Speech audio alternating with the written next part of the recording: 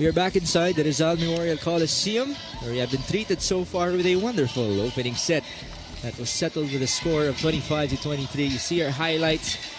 I'm sure a lot of people alongside us thought that Petrogas was about to pull away, but boy, what a comeback that was for Aragalang and company. Yes, it was all Nicole Tiamson for Petrogas at the start, and they stayed composed in the middle until the middle part of the set. Pero kung dulo, bigla na lang talaga umarangkada tong Cherry Tigo. Everything was going right for them, and ang daming regalo and ang daming unforced errors here on the side of Petrogas. So nagsabay-sabay talaga. That's why you had to say that a lead of 3 or 4 points is not safe. Not safe. So kailangan may panapos ka pa rin. Kasi if the opponent is leading 3 or 4 points, mas gutom yan magka-run. And as we look at the statistics, 90-17 and blocks 1-0. In service ace, only 1 for Cherry, pero it happened at a very crucial time. And opponent errors man 3-5. And a really close set to start our game, 23-25 for Cherry Tigo crossover. But again, this is only just the beginning between these two teams, ranked 2 and 3 so far in the tournament, in what might be a preview of our semifinals matchups this coming Friday. So again, it's semis on Friday, and then championship game already this coming Saturday before we proceed with the men's on Sunday. So that still is a good sight to see, no? That Mitch Morente and the rest of Petrogas are still enjoying this game.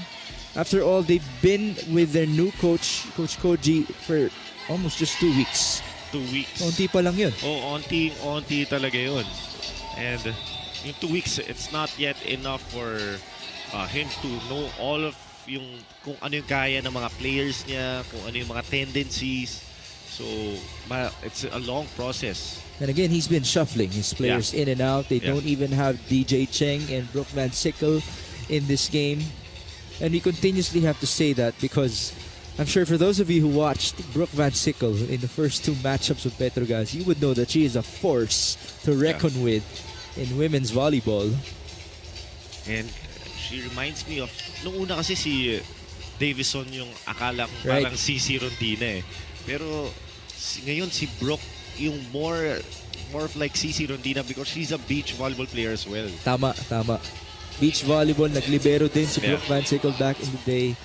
And even though she's not playing here, I'd like to give you something that Petrogas fans might be looking forward to, okay? In the PVL, we have a reinforced conference. Meron kang import dyan. Yeah. So, in one of the previous reinforced conference that we had, Petrogas was the champion, and they had Lindsay van der Weide. Yeah. Now they have Brooke Van Sickle as a local, as Ea Laure scores the first point of set number 2. Lindsay van der Weide and Brooke Van Sickle actually played together in Oregon University. Wow. And imagine if they can team up here for Petrogas. Wow, it's gonna be tough. Grabe yun. Joymi Cagande serves. She was the one who got the ace for Cherry Tigo late in the first set. Unfortunately, there was a miscue there by Petrogas. 2-0 here now for Cherry Tigo. A miscommunication there from Buitre and Saet. Joymi continues to serve. That float, again, dropped. As now there's a block point for Cherry Tigo. They're storming here. That's Ea Laure. You can do it all, apparently. Joymi continues to serve. She really has that type of serve, no? Oo, bigla talaga bumababa, and that's very difficult to do. Tip there by Mylene Paat. Good chance for Petrogas. Was there a check? No, there wasn't. Myla Pablo was going for that check ball because she was just adjusting, and that's it. Maybe mahirap din kasi yung adjustment na coming from an outside hitter, bigla na lang magiging opposite. Itong si Myla. So, hindi lang sa atake yung adjustment, but also sa defensive side. Kasi sa kabila ka na duwi-depensa eh. Chance ball here for Petrogas. There's Myla from the opposite. Was there a check? Wala ulit. But now she's asking for a challenge. No, I don't think there was a check ball. Cherry Tigo is correct, and Petrogas is challenging the ruling the Alright. last play for block touch.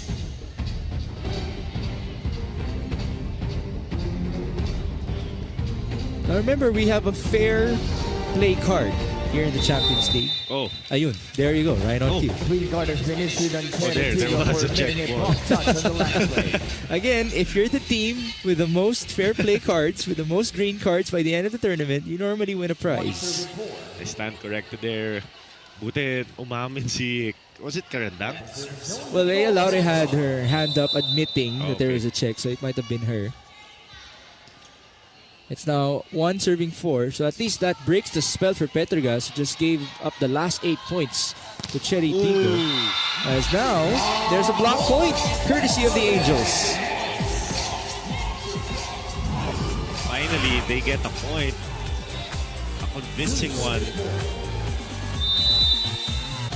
Myla Pablo coming alive alongside Marian Buitre.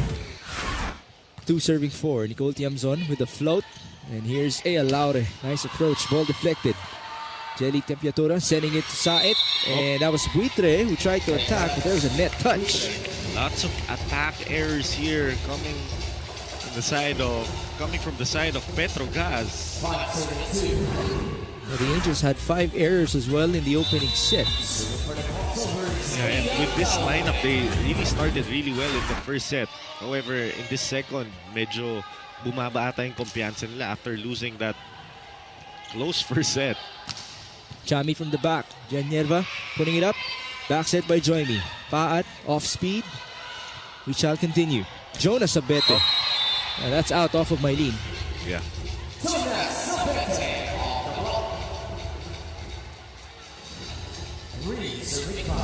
So that's good. It's signs of life for Petrogas. You wouldn't want yourself to be completely annihilated, especially if you talk about confidence being down for them. Marian Buitre now serves. That's out. Another error here for Petrogas. Oh, we have a challenge. Petrogas is challenging the ruling in the last And play again, for ball in. the ball earlier out. challenge by Petrogas basically was nullified because of the fair play card. So they still have 2 here.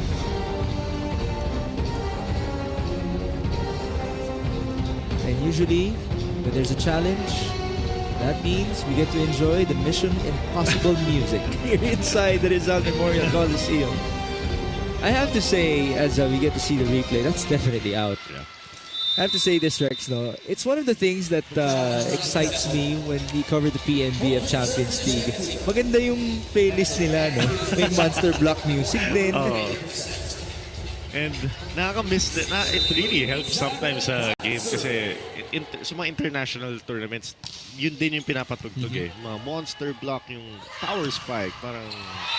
Akala ko kakantahin mo na eh. Ay, Power Spike ba yun? Monster Spike ata. Monster Spike. No, Monster Block and... Kaya mo yan. I forgot. Either way, that was a Monster Spike by Jonas Abete. So Petrogas still trying to close in here. Down by 2, 4-6. Nerva with the receive. Back set to Mylene. That went off with Joy Dacoron. Wait, I remember that. What's it called? Hindi siya spike eh. Kapag may malakas na palo, it's like, boom! Here comes the boom! Ba't ko ginawa? Rex, that will be forever on the Filipinas live stream. Filipinas live stream. So thank you for your sample right there. As now, there's a beautiful block by Chang Abby Maranyo. And it's a completely different second set compared to the first set. Mas umaarangkada talaga ngayon ang Cherry Tigo. Technical timeout, 8-4.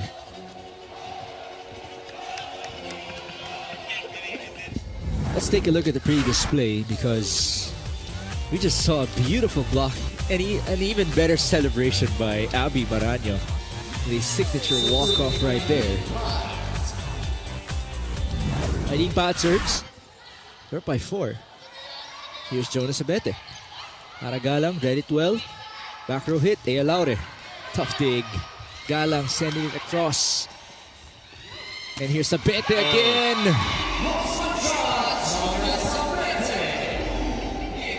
There's the music. Here comes the boom. There you have it, Mr. Rex Intal. You got it right, apparently. And deserve talaga ni Isabel because it was really a powerful spike. Ooh, unfortunately, it's a service error. 5-9. But again, there's still hope for Petrogas. Yeah. Remember, they were the ones who had a 4-point advantage in set number 1 that they ultimately gave up. And it's a different lineup here for Petrogas. The Corones in. Chamson, well deflected and put up by Aragalang. Here's Aya. Nice Wow. approach. What a dig though by Barbon. Chamson for the counter. Nice dig on the other end by Genierva. Back row. Chase by Barbon. And here's Chamson. Good chance now for Cherry Tigo. Cagande. Ooh, they could not capitalize. Counter on the other end. Tiamzon going cross. Yerba keeping it alive. Oh.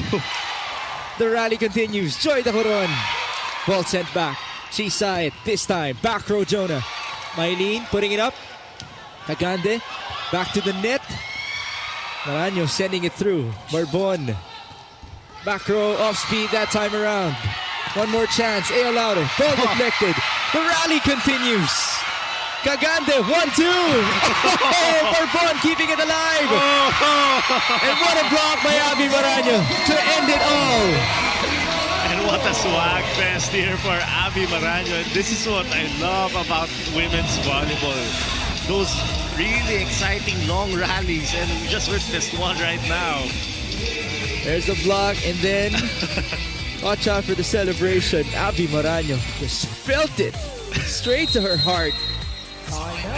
For sure, Abby Maranyo's energy is here right now sa Cherry Tigo. This fight! We'll take a point! Ah!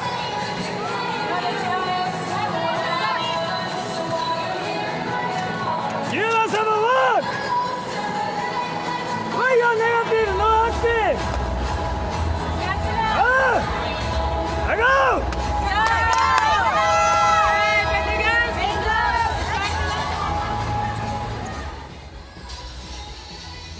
An interesting huddle right there for Coach Koji. Now he's getting stricter and stricter. Obviously, lalabas talaga yan, no? Yeah. As he goes along with Petrogas. Yeah, as he should, because a very poor outing here in the second set for Petrogas. Lots of errors, unforced errors coming from them. And eto na, lumalabas na yung serious mode nito ni Coach Koji. Well, it is a 5-point advantage now. Running hit, Joy Dacoron. Oh, Well kept alive. Cherry Tigo's playing oh so well here. She side goes to Nicole. That's a bit tight. And here's Joy Migagande. Back row hit. Aragalang. Barbon keeping it alive. Chami once more. Challenged at the net. And here's Myla Pablo. That sails long. a poor outing here for Myla Pablo. Siguro, she said she did 2 or 3 outside hits already. And if you're Chi-side, you have to activate other hitters as well. 11-5 now. Aragalang serves. It's an ace. I was gonna say Barbon was playing really well defensively.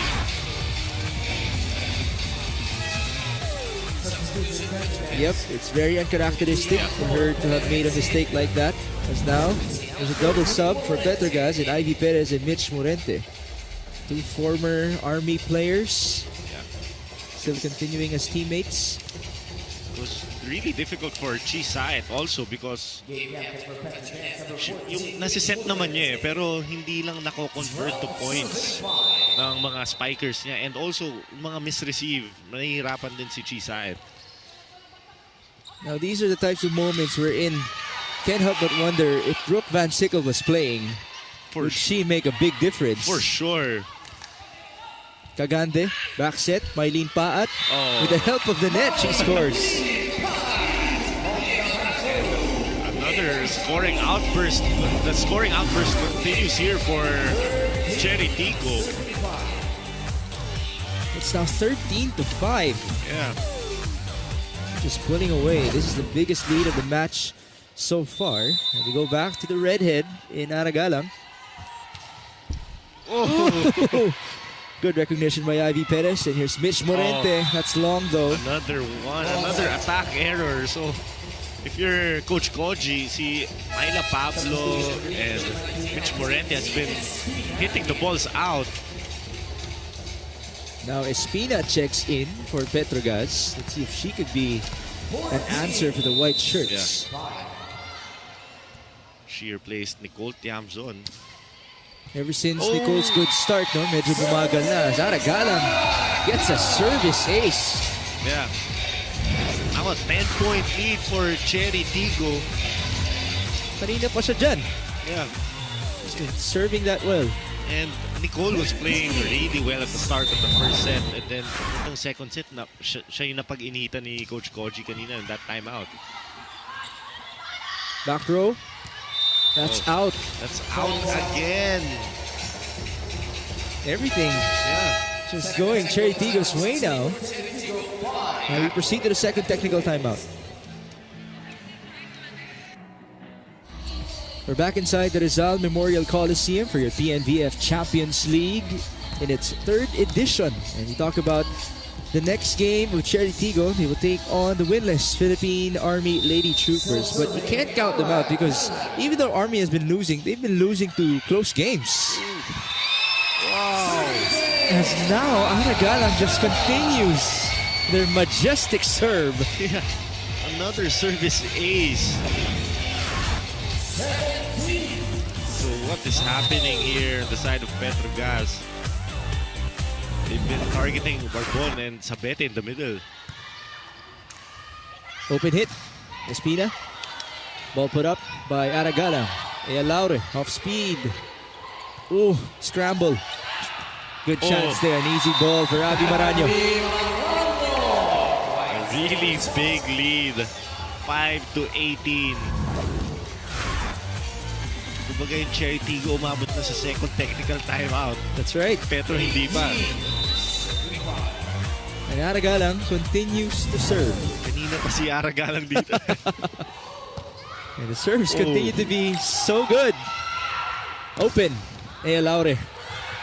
Ball saved by Sabete. Chance ball, Cherry Tigo. Joymi Cagante to the slide. Ivy Perez read it well. Barbon will now give it up to Espina. Scramble, and that's it. Finally. Tapos na mag-serve si Aragalang. And this is one of the perks of having Aragalang on your team. She's a very smart player. Yung serves niya may target talaga and hindi lang yung ipapasok eh. May intention to score or magka-misreceive yung kalaban. Cés Robes just checked in for Laure. As now Joy Tacoron gets ready to serve. A different lineup compared to the first set. So, pinag-shuffle nga talaga ni Coach Koji. Only Jonas Sabete is the lone starter. Wow. As Espina overcooked that one. Napakamot na lang sa ulo ito si Coach Koji. Of course, what would you do kung... Kasi kahit hindi na mag-block yung Cherry, outside eh. Outside yung palo talaga eh. Timeout now for Coach Koji.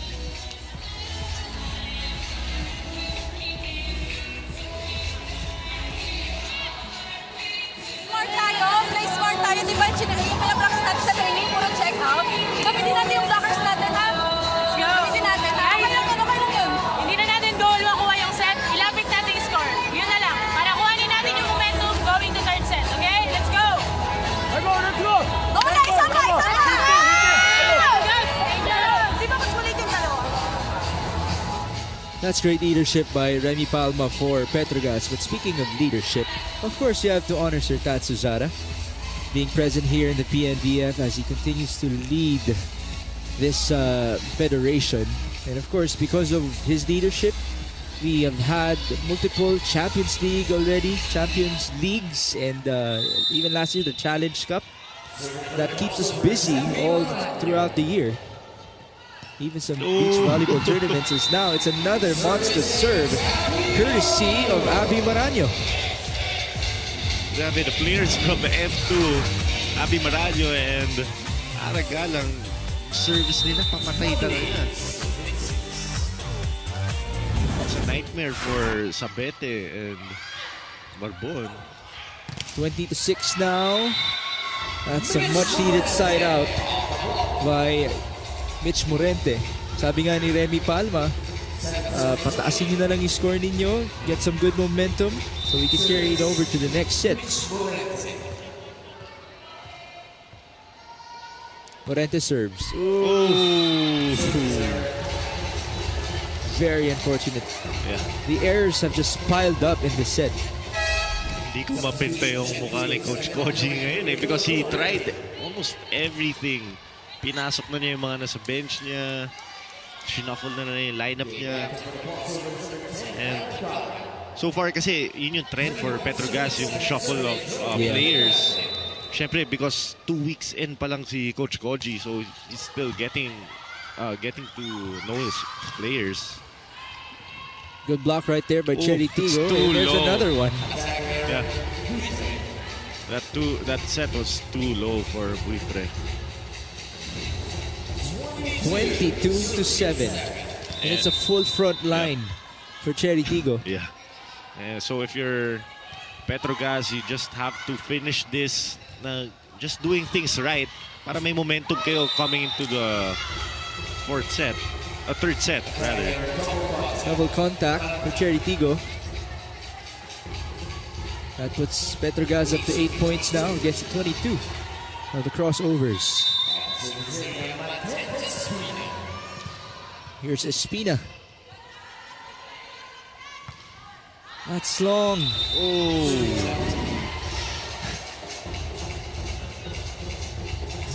Yung kanina, di ba, the first set with the service error of Remy Palma, pangiting-hindi pa siya. Ngayon, di na niya kaya gawin yan. 23 serving 8. And here comes one of the deadliest servers that Cherry Tigo can offer. Ivy Perez with a 1-2. She's known for that. Hindi nabasa ni Nierva or na-late siya ng basa. She almost got to it. Nakita mo yung frustration. Wala kay Jen. Better receive this time. Attack from the middle. Morente was there. And here's Jonas Abete. Ball put up by Joy Migagande. Nierva to the opposite. Shaya Dorador. Good net defense by Petrogas. Slide. Joy Dacoron. Nice dig. Here's Shaya again. Ooh, no more chase for Ivy. Now we're up to set point. 24-9. That's 15 set points.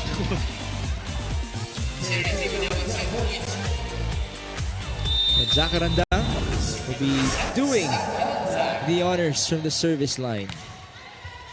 Morente got to receive. Ivy Perez opening up. Good read by Joy Micagande. And here's Aragalang. Challenged at the net. One more try. Shaya Dorador. Wow. Tough defense right there by Jonas Abete. Joy Me will go to the slide. Nice read by Mitch Morente. We shall continue. Cagande back to Ara. Ooh. Great battle at the net.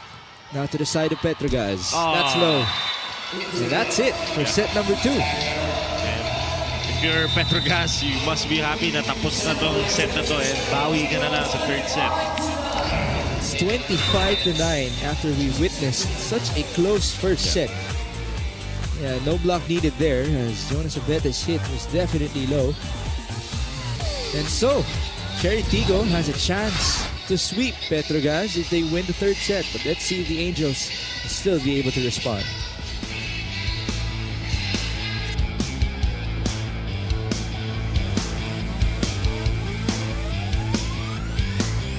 Needless to say, the second set was an anomaly for the Petrogas Angels. Obviously, it's very uncommon for us to see them put up 9 points on the board. And the stats later on that Rex Intal will break down for you guys will explain it. But now let's see some highlights.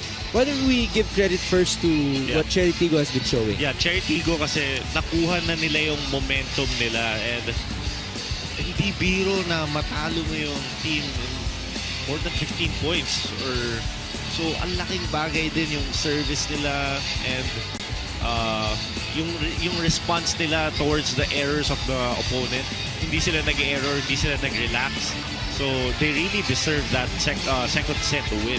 They've even won a couple of long rallies in this game so far. There you have it. Grabe. And before kanina nung nakita namin ni Mix tong statistics, nagulat talaga kami kasi yung attack points compared to the first set, kanina 17-19, now it's only 7-6.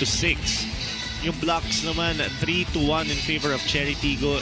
Sa service aces 4-0. I think 3 from Ara Galang and 1 from Abby Maranyo. And eto, opponent errors 1-12 and 9 coming from attack errors. So if you're Petrogas, you have to just kailangan isipin nyo na sa training lang kayo, gawin nyo lang, ginagawa nyo ng tama, and just yun, bawi lang this third set. If you would actually put a microscope right now on the team of Petrogas, they really had a very intimate huddle coming into this third set. Now, Remy Palma had a deep word, or had some deep words to her team. Obviously, those are words of encouragement. Yeah. As they will still deploy their second unit on the floor. Oh. Really interesting for Coach Koji. The thing is, I also got the information from Remy that these substitution patterns have been well planned already. Alam na nila kung kailan sila papasok at lalabas. Okay. So planado na ba na third set? Ito probably na ito yung lineup sa third set. It looks to be. Yeah, and kailangan bumawi because this is the lineup na natalo this second set. But then again, this could be their chance to redeem themselves. Yeah. If you think about it as well. Yeah. Pero it's gonna be interesting kasi yun nga, Cherry got the momentum that they wanted. Eh, yung Petro naman, nahihirapan sila because paiba-iba din yung kasama